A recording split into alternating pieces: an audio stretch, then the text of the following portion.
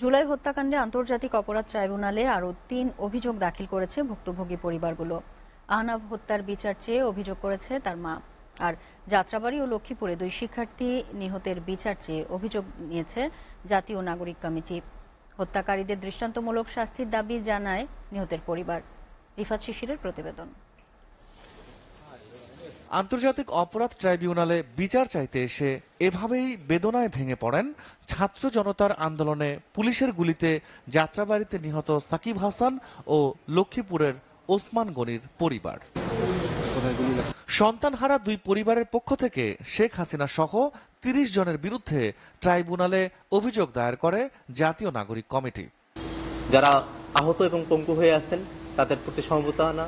এছাড়াও সন্তান হত্যার বিচার চাইতে ট্রাইব্যুনালে এসেছেন 4 আগস্ট রাজধানীর মিরপুরে পুলিশের গুলিতে নিহত বিএএফ শাহীন কলেজের 11 শ্রেণীর শিক্ষার্থী আহনাফের মা। সাবেক প্রধানমন্ত্রীর অনুমতিতেই তো এই কাজগুলো হয়েছে, তো আমি চাই যে এটার একটা সুষ্ঠু বিচার হোক। আমি আহনাফের মা হিসাবে এতটুকুই চাচ্ছি। এ সময় জুলাই হত্যাকাণ্ডের সকল তথ্য দিতে শিক্ষার্থীদের প্রতি আহ্বান জানান ট্রাইব্যুনালের চিফ প্রসিকিউটর। তাদের এই অভিযোগে তারা সুনির্দিষ্টভাবে কোনো আসামির নাম তারা বলেননি। তারা বলেছেন এই সরকার, শেখ হাসিনা সহ প্রধানমন্ত্রী, তার মন্ত্রী পরিষদ, তার পুলিশ বাহিনী এটা করেছে।